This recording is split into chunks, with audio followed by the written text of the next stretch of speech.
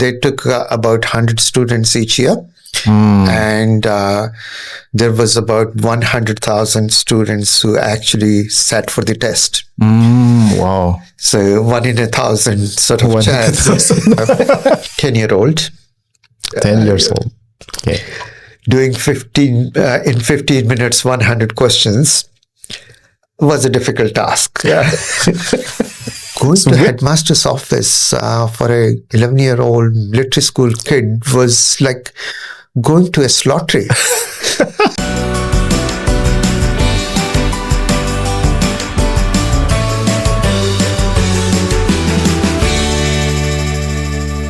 Assalamualaikum warahmatullahi wabarakatuh. Welcome back to Wonderhome Podcast, and right now we have a wonderful guest from Australia, which is Professor Rakesh Gupta. How are you, Professor Rakesh? Thank you. I'm very well, thank you. And thank you for inviting me to the podcast. You're very welcome. It's an honor to have you here.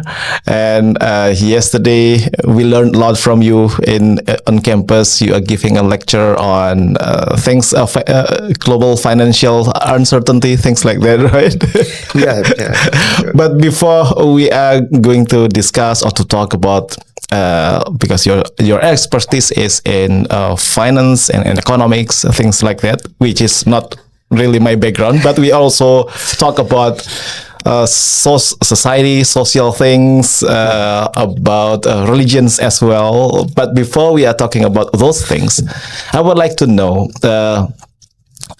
can you tell us where Mr. Rakesh Gupta was born and how from his home city he migrated to Australia, things like that? Well, I was born in Rajasthan of India. Okay. And there is a small place west of Delhi called Bharatpur. And incidentally, born in Bharatpur because my father was posted as an irrigation engineer in Bharatpur. Irrigation engineer. Okay. And all my siblings are born in different cities. So none of us are born in the same place because... Mobile family. Yeah. He was an irrigation engineer, so he got posted in different places on different projects, and also importantly, he was a little bit of a loose cannon politically, so he wouldn't accept something politically that he didn't sit well with. I see. So, and the result was if the irrigation engineer or the local MLA or local MP was not happy with what he was doing, he got shunted on to the next project. Okay. So during his lifetime, he would have been posted in almost all the district towns within the province. So I've seen all of Rajasthan. There is no place in Rajasthan that I haven't seen. Right. And I can remember from the age of 6 or 7, different towns, different cities. And sometimes I say it's really hard to make friends. Because we never stayed in one place, and it was 1 year here, 6 months there, 1.5 years into the next place. Okay, from the father who is immigration engineer, then you went to school in Rajasthan as well. How you were educated, and then later on choosing become the economist. That was a very interesting thing because he was posted on projects in very, very small places. So there were no good schools. We went to sort of a town school, which was really a small village kind of a school. The early education was sitting on the ground on a sort of a mat. We didn't go to schools where there were tables and chairs and pens and pencils or anything. Oh yeah. So, and the mattresses were also they were collected in a room in the afternoon. In the morning, when you went to school, you go in there, pick up a piece of mattress, dust it out, and spread it on the floor and sit on that. Using for learning. Yep. So he was very cognizant that he wanted to send us to a decent school, but being a public servant in government service, he didn't earn enough to send us to an expensive, good boarding school. So in his quest for schooling, he found this military school that was very, very subsidized, but very competitive. So military school.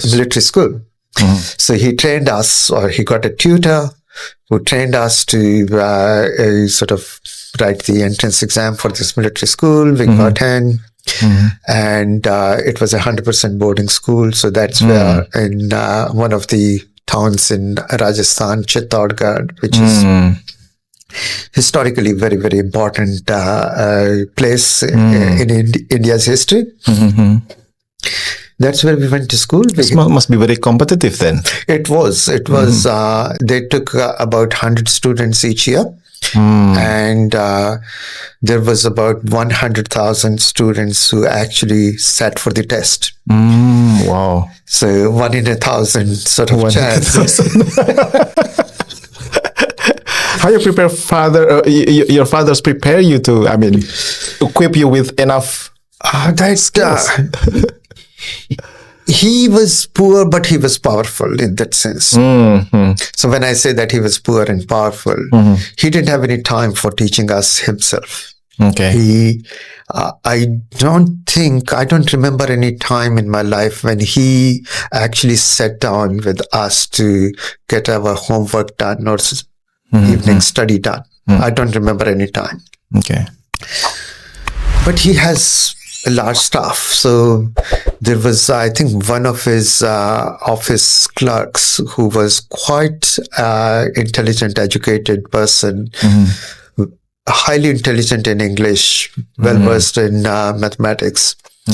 He was the one who was assigned to tutor us. Oh, I see. So he will come almost every day, spend an hour before work or after work. And he will write down the potential questions that could be asked in the exam. So it was, I think, almost 1 year of tutoring and training for that test. 1 year. One of the examples I talk about that test is we used to get 100 questions on mathematics. 100 questions on to math. be completed in 15 minutes. In 15 minutes? Wow. Yep. And that included multiplication, division, subtraction, addition. And when we talk about multiplication, we're talking about 3 digits to 1 or 2 digit multiplication, 3 digit to 2 digit division, or 3 or 4 digit to 3 or 4 digit addition and subtraction. So as a 10-year-old, 10 years old, okay, doing 15 minutes, 100 questions was a difficult task. Yeah. It's very difficult. How then you cope with that challenge? The very young Rakesh Gupta. I don't think we even thought about it, that it was hard or it was easy. Oh, it was just the thing to do. Just do it. Didn't know anything better, I would say. So, and then we went to school, and I would say, I and my older brother, he was 1 year older than me, about 10 months. He went 1 year before me, and after that I went. He was a little bit of a rebel, and I was a little bit of a compliant at the time. And when I say compliant at the time, I don't mean compliant that I liked it. Compliant at the time that I understood the circumstances much better.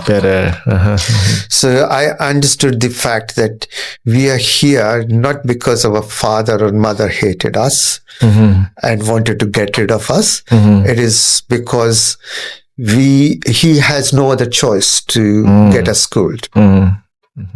I remember as an after fact knowledge that from that small town where we lived, he will ride in his office car to Ganganagar, which was the major town where we took the train.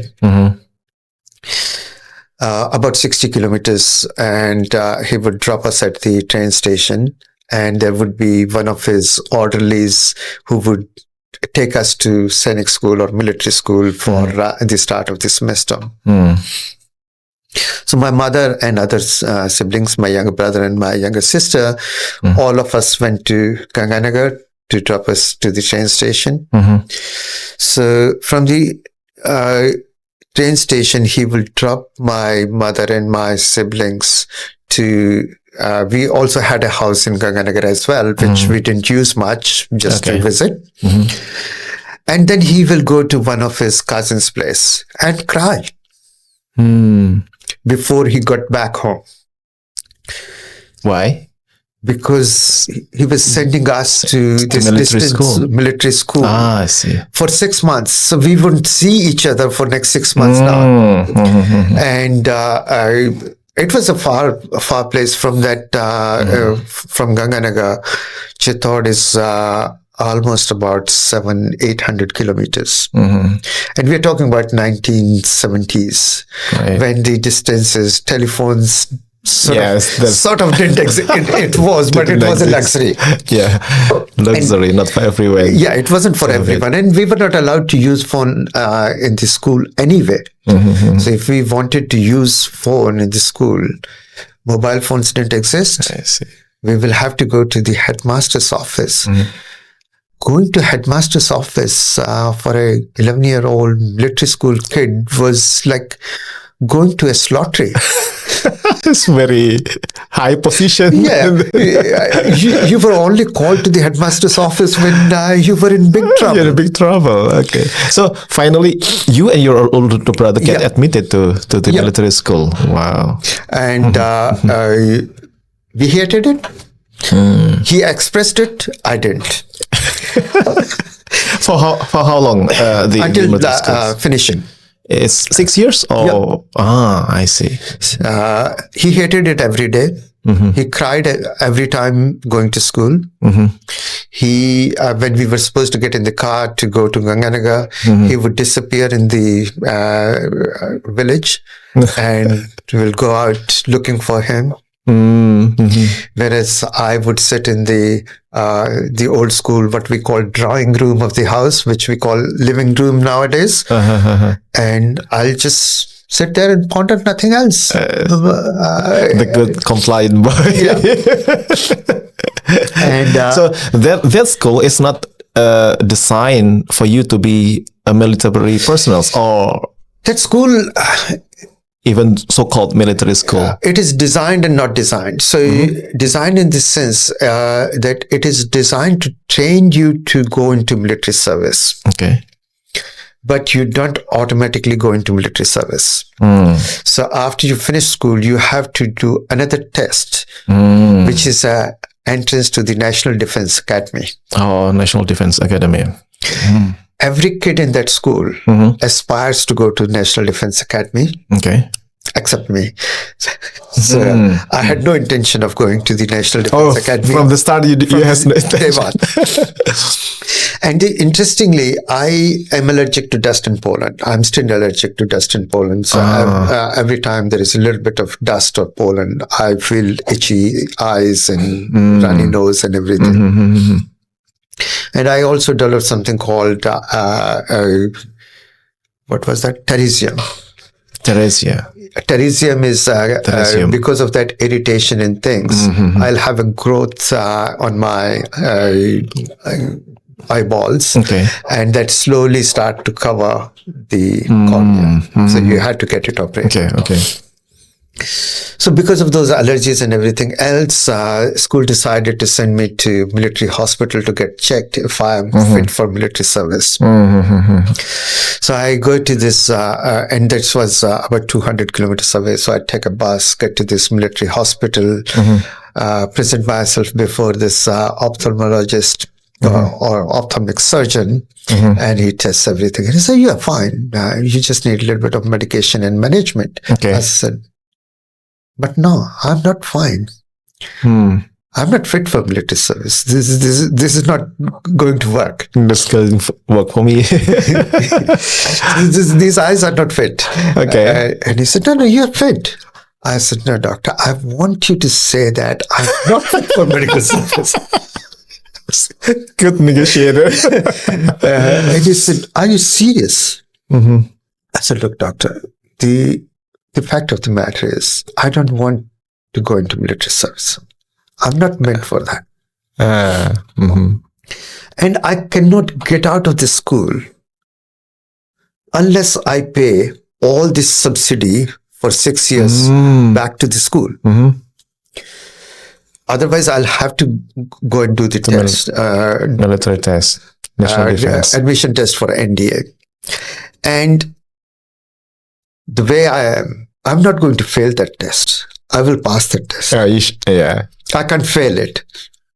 I said, what do you mean? You can fail NDA. You don't have to do well. I said, but that's not who I am. If I'm going to do the test, I will pass the test. I'll surely pass. But I don't want to go. Okay. I said, okay. Not fit for military services. Take a piece of paper. So understanding doctor. Yeah, he was an understanding. Well, yeah. One, he was an understanding doctor, but two, equally important is people are dying to get into military service. I see. Not just military services. NDA is you spend 3 years there, do your bachelor's degree while you're doing your military training. When you graduate from there, you're directly a commissioned officer. Wow. So you don't start as a sepoy or it's prestigious then. Yeah. So you're directly a commissioned officer. So, which is very, very prestigious. So if you get through NDA into military, within 5 years, you are a colonel. So that's the charm of that military service. That's why everyone queues up. Dream to get that. So at the end of that, I came back home, did my bachelor's degree in science. My father wanted me to be a doctor. In science? Yep. I did my bachelor's degree in science. And what university was that? In Rajasthan University. In Rajasthan University, okay. My father wanted me to be a doctor and my older brother to be an engineer, who incidentally became an engineer, but I wasn't meant to be a doctor either. Okay. I went to my science classes, looked at those scoliaton and rabbits and the frogs and all other these animals that smell horribly wrong and dissect a frog, a live frog. Gave me nausea. And I said, if this frog is giving me nausea, then how am I going to treat a human being? To treat human beings. How am I going to dissect a human being? Perform a surgery on it. But before you get going to university, what the things or the lessons that you have learned from those military schools? There are some very, very useful lessons, some very, very sort of painful lessons. Useful lessons in the sense that I'm never late. Never late. Discipline. Hugely disciplined person. Even if I don't want to do it, if I've committed to do it, I'll do it. I will tell that I don't want to do it, but if I'm committed, I've agreed to do it, I'll do it. When our kids were growing up in Australia, and we'll have this, we were in Rockhampton, a small town in Queensland. Everyone knew everyone, kind of a town. And we'll have these Indian get-togethers. So you get an invite for dinner at 6 o'clock. Indian get-togethers, especially evening get-togethers, they're never on time. They're always fashionably late by half an hour to an hour. Okay. Here, I am someone who can never be late. So 6 o'clock, everyone starts to get ready. And by 5 minutes to 6. We are in front of the invited guest's house, sitting in the car, and my son or daughter says, "Why are we waiting in the car?" I said, "It's not 6 o'clock." So then why did we come? We could have waited at home, but we have to be on time. If we waited at home, we could have been late. I see. So there had been times when we waited in the car for 5 or 10 minutes, or went around the block 5 times to get there on time. So that sort of became talk of the community. That if you are going to invite people over for dinner at 6 o'clock, then it is 6 o'clock for everyone else, 6:30 for Rakesh. 30 minutes extra. Because he will come at 6:30. If you invite him at 6:30, he'll be here at 6:30. If you invited other people at 6 o'clock, they are expected to be there around 6:30. Interesting. So that's one of the very important things I learned in terms of discipline, in terms of living by self. Living by itself. So I'm not that I want to live alone or isolated, but living alone or being myself doesn't bother me too much. You are okay with yourself. I'm okay with myself. I can just sit down, watch TV, do something, and I don't feel the compelling need to go and sit down in a club or a cafe or have an unnecessary conversation. Sometimes and one of the bad things out of that is I'm too self-conscious about things. I cannot go to a restaurant and sit down and eat by myself. So I've lived when I did my MBA, when I worked in Delhi, when I was in Australia by myself, I lived by myself. But I feel very, very uncomfortable in going and sitting down in a restaurant and eating my meal by myself. I have to have a book. Oh, you have to have a book. So I open the book, the meal gets there, I will read the book and eat without looking at anyone else. So to me, it feels very, very, I subconsciously think that people are watching me just sitting by myself eating a meal. So that's a bit strange sometimes because people are going to restaurant, to cafe, they have conversation, chit chat with friends. No, I'm okay with friends, and if I go with one other person, then everything else blocks out for me. Okay. I don't see other people sitting there. Right? To some degree, they're sitting there, they're doing their job, whatever they're doing. I'm doing my whatever I'm doing. So I don't mind that. But if I'm just by myself, that's okay too. I will just either read and eat or get my packed food, bring it home and eat it.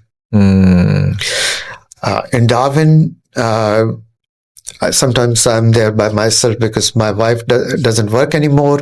So she sort of travels between different houses. Like my son lives in Brisbane, daughter lives in Sydney, visiting children. So she sometimes goes to Brisbane, sometimes to Sydney, sometimes to India, and I'm there by myself in Darwin.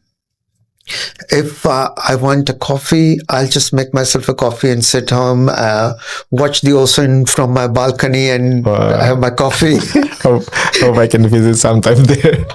Okay, then from University of Rajasthan, go to Australia. How has that happened?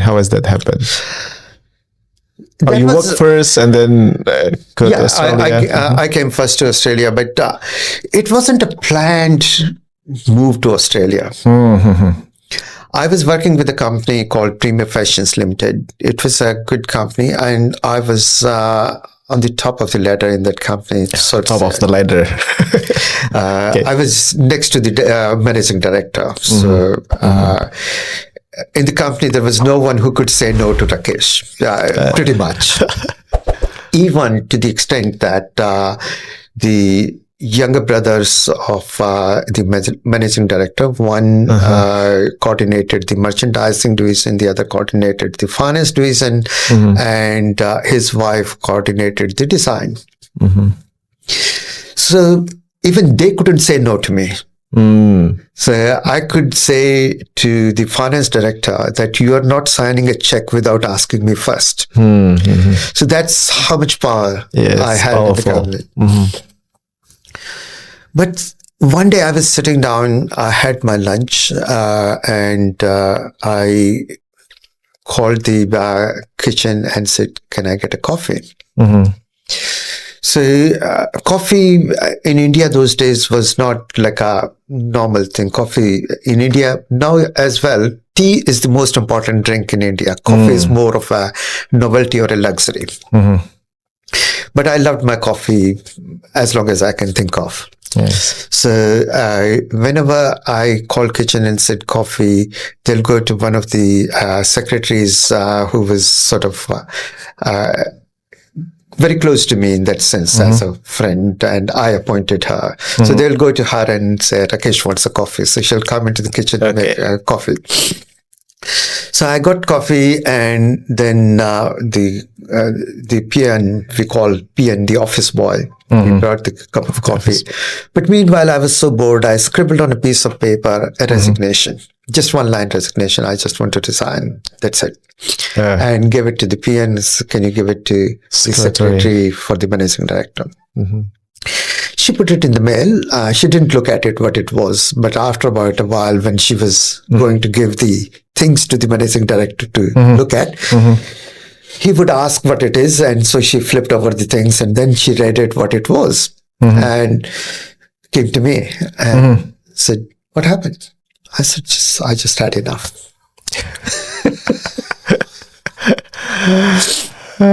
And she sort of started crying that, oh no, this is not right, and what will happen to us, and the normal emotional things happen.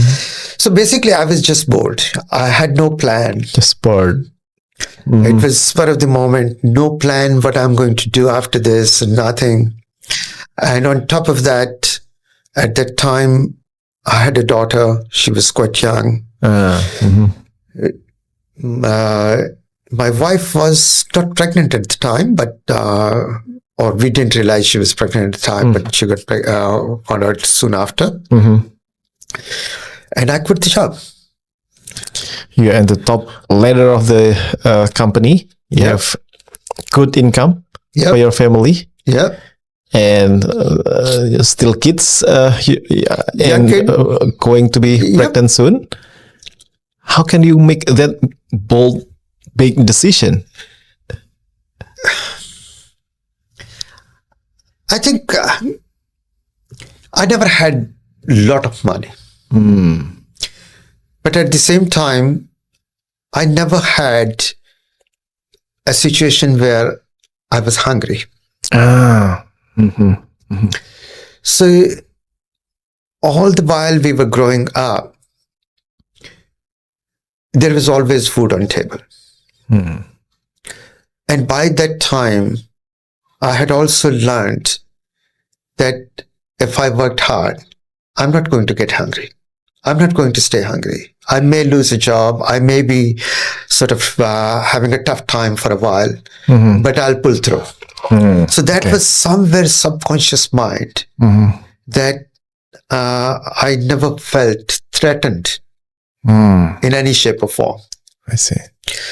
I have quit job number of times until I came to Australia.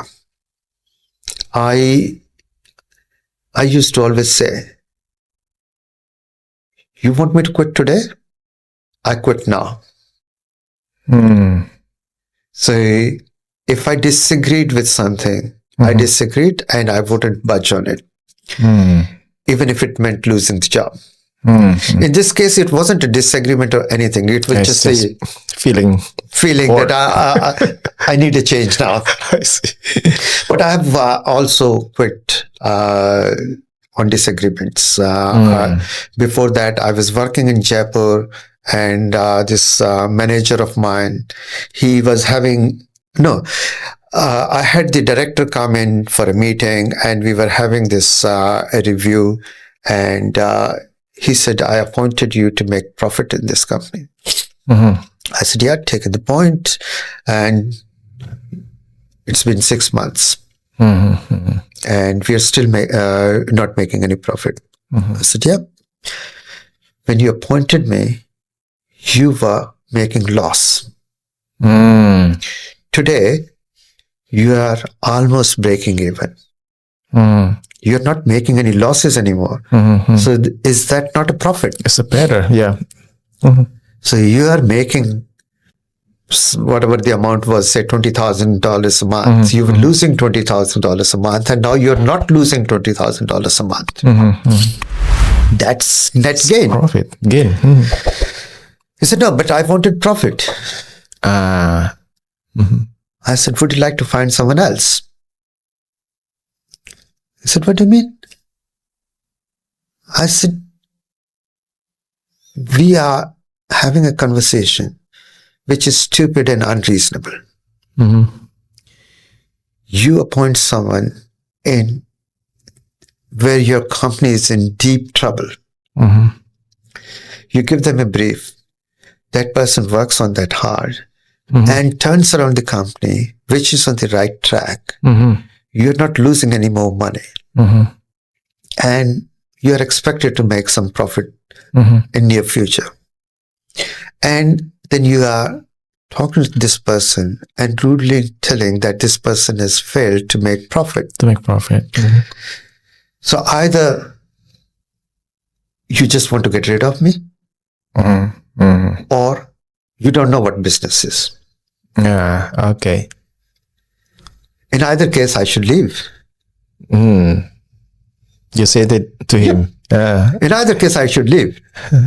And he was trying to respond to it. I pulled up I had a notepad in my hand, scribbled in one line, "I'm resigning. Thank you. Whatever the dues are, you can send me a check. I'm off." Oh. At the time, you already have an intention to go back to study. No. This was before I came to Australia. I've already done my MBA, and we are talking about when MBAs were like a top of the cream of the society in that sense. So they were in demand. So I didn't think that I would not get a job. So I've got an MBA in finance and marketing. I'm a sought after commodity in that sense. I see.